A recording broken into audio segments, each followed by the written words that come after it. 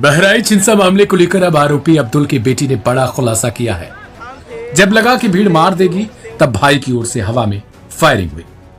जब 1000 से 500 की भीड़ आपके घर में हमला करेगी, तो वह इंसान क्या करेगा। अब तस्वीर में दूसरा शख्स कोई और नहीं बल्कि गोली मारने वाला सरफराज है।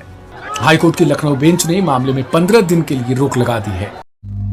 Hello guys, welcome back to my YouTube channel. मेरा नाम है प्रिंस कुमार यादव। गाइज, उत्तर प्रदेश के बहराइच के दंगे में जो गोली चली थी वो क्यों और किस वजह से चली थी, उसकी पूरी जानकारी आपको इस वीडियो के माध्यम से मिलेगा।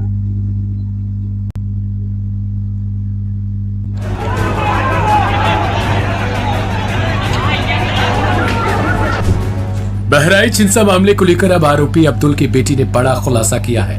अब्दुल की बेटी रुखसार ने इस बात से पर्दा उठा दिया कि आखिर रामगोपाल मिश्रा को गोली मारकर किसने जान ली थी। अब इस खुलासे के बाद इस केस में एक अहम मोड़ आ सकता है। दरअसल हाल ही में बहराइच हिंसा में रामगोपाल मिश्रा की तब गोली मारकर हत्या कर दी गई जब वो अब्दुल नाम के एक शख्स के घर पर लगे हरे झंडे को उतारकर भगवा झंडे को लहरा रहा था। अब्दुल समेत उसके बेटे को पुलिस ने नेपाल भागते समय गिरफ्तार भी कर लिया था। इस मामले को लेकर रुखसार ने खुलासा करते हुए ये बात मान ली कि गोली उसी के परिवार ने आखिरकार चलाई थी। आज तक पर दिए गए एक इंटरव्यू के दौरान आरोपी की बेटी ने कहा कि रामगोपाल मर्डर में परिवार के शामिल होने पर हमें दुख है, लेकिन जितना मुझे पता चला है चौतरफा भीड़ मेरे घर में घुस गई थी। वायरल हुए वीडियो में केवल अंदर का एरिया ही दिखाया जा रहा है, बाहर का नहीं। आखिर घर के अंदर से इतना पथराव कैसे हो सकता है? बाहर से भी ईंट पत्थर आया। पूरे बवाल के समय घर में महिलाएं भी थी और बाहरी लोग घर के अंदर घुसना चाह रहे थे। भीड़ में शामिल लोगों ने मेरे पिता की ज्वेलरी शॉप भी लूट ली थी, फिर उसमें आग लगा दी गई। तोड़फोड़ और पत्थरबाजी भी हुई। पुलिस वालों की वजह से उस वक्त पिता भाइयों की जान बच पाई थी। रामगोपाल के छत पर चढ़ने के बाद पूरी भीड़ छत पर उमड़ आई थी।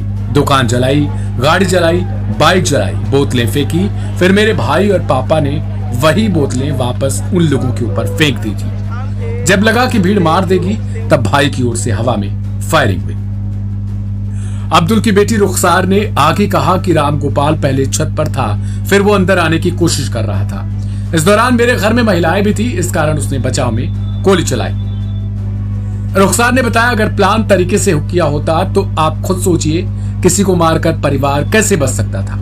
लेकिन रुखसार से जब ये पूछा गया कि जान से ही मारना आखिरी सॉल्यूशन था, इस पर रुखसार का कहना था, जब 1000 से 500 की भीड़ आपके घर में हमला करेगी, तो वह इंसान क्या करेगा? अपने बचाव में। हालांकि किसी को जान से मारने को जस्टिफाई नहीं किया जा सकता। गौरतलब है कि यूपी के बहराइच में हिंसा के तीनों आरोपियों की फोटो भी सामने आ चुकी है। इसमें सबसे पहली तस्वीर अब्दुल हमीद की है, जो हिंसा का मास्टरमाइंड बताया गया। कहा जा रहा है कि अब्दुल हमीद की लाइसेंसी बंदूक से ही रामगोपाल की हत्या की गई थी। हमीद भी घटना के बाद पकड़ा जा चुका है।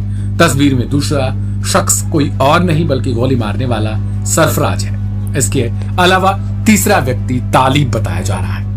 बहराइच हिंसा मामले में फिलहाल बुलडोजर एक्शन को लेकर भी हाईकोर्ट की लखनऊ खंडपीठ की तरफ से एक बड़ा फैसला